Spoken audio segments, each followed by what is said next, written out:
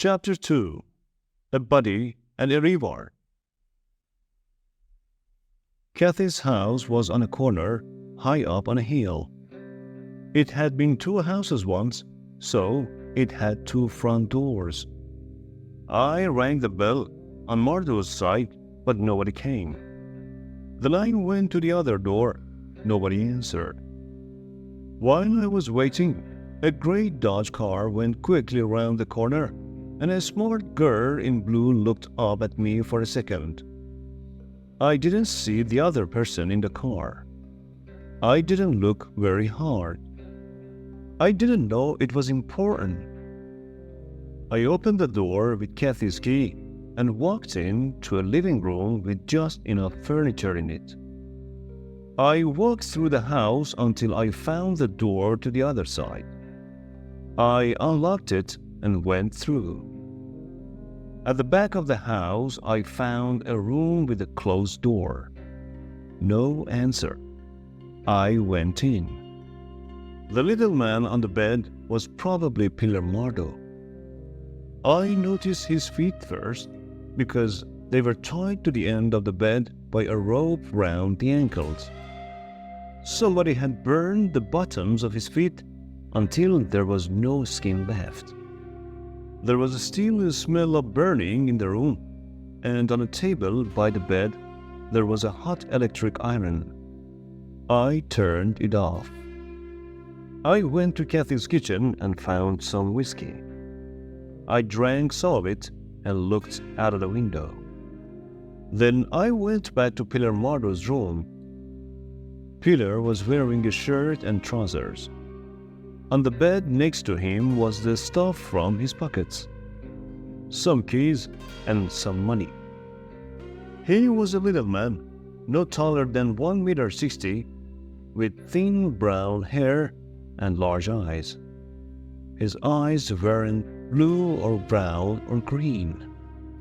They were just eyes, very open and very dead.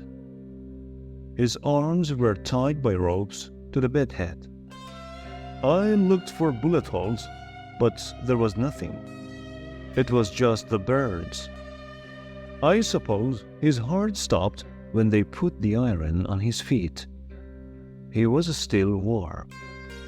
I cleaned everything that I had touched, looked out of Kathy's front window for a while, then left the house. It was 3:30 when I walked into the cigar shop in the Mansion House Hotel and asked for a pack of cigarettes. Kathy gave me the smile that she kept for customers. "You didn't take long," she said, passing me the packet. "It's serious," I told her. "Are you ready for this?" She looked past my head, her eyes cool and empty. "I'm ready," she said. "You have the money," I said. "Pillar's dead." He was bunked off in his bed. Kathy's eyes moved a little, and a white line showed around her mouth. That was all.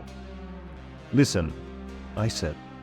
"Don't say anything until I've finished. Somebody burned his feet with an electric iron. I think he probably died quickly and didn't say very much. When I went there, I didn't believe this story, but now I'm not so sure. If he told them anything, we're finished, and so is Saib. If I don't find him first. If he didn't, there's still time." Kathy looked towards the hotel door. Her face was white. "What do I do?" she said very quietly. I dropped her keys into a box of cigars. In a moment, her long fingers had taken them and hidden them. "When you get home, you find him. You don't know anything. Don't talk about the pills. Don't talk about me. When they find out he's an ex-con, they'll think it was something from his past." I opened the packet of cigarettes and lit one. I watched Kathy, but she didn't move. "Can you do it?" I asked. "If you can't, tell me now." "Of course I can do it," she said. "Do I look like the kind of person who could do that with an iron?" "You married a crook," I said. "He isn't a crook," she answered, her face turning pink. "He's just a bit stupid sometimes. Nobody thinks the worst of me because of him." "All right. It's not our murder after all. And if we say anything now, we'll never get any of that reward. If there ever is one." "You're right there," said Kathy. "Oh, the poor little guy," she said, her voice breaking. I touched her arm gently, smiled, and left the Mansion House Hotel. The Reliance Insurance Company had offices in the Gross Building, 3 small rooms that looked like nothing at all. The manager was named Luton, a middle-aged bald man with quiet eyes and small thin fingers. "Carmady, huh? I've heard of you." He touched my business card with his little fingers. "What's your problem?"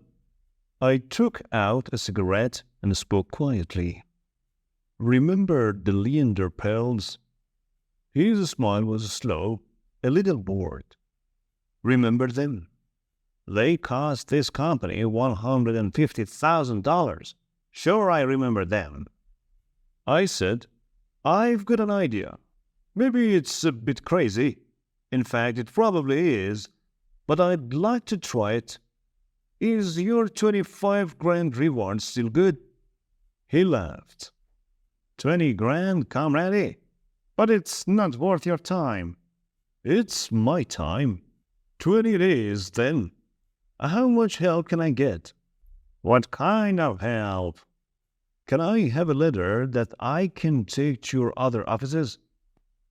Or show to the police if I need to?" "Which offices?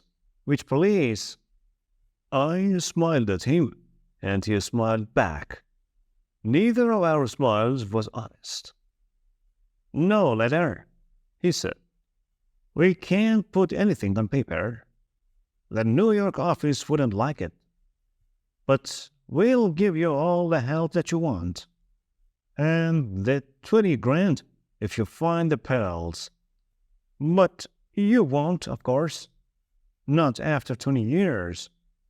I lit my cigarette and blew smoke at the ceiling. "It's still my own time," I said. He looked at me for a moment. "Suppose I send somebody to follow you. What then?" "I'll know if that happens. I've done this job for too long. I'll tell the police what I know and go home." "The police? Why?" I put my hands on the desk. "Because," I said slowly, "the guy that had the lead got bumped off today."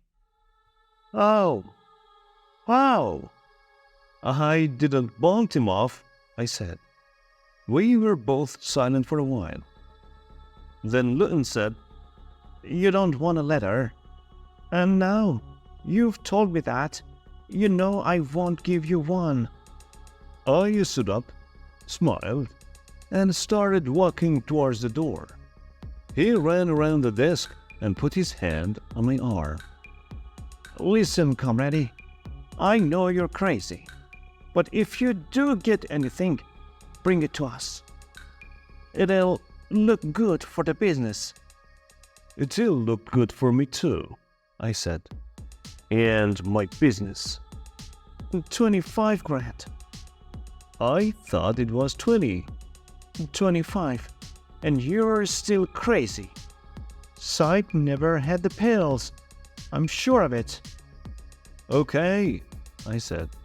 "You've had plenty of time to think about it."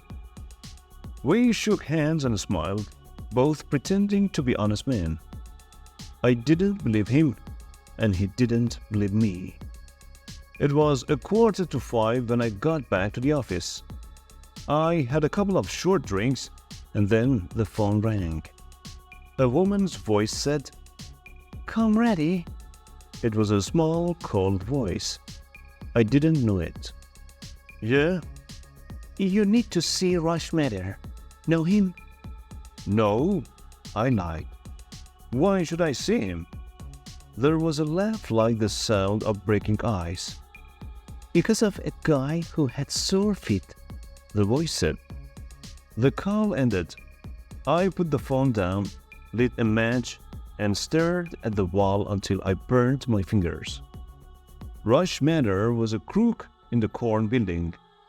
He was a lawyer who did dirty work, anything that smelled a little and paid a little more.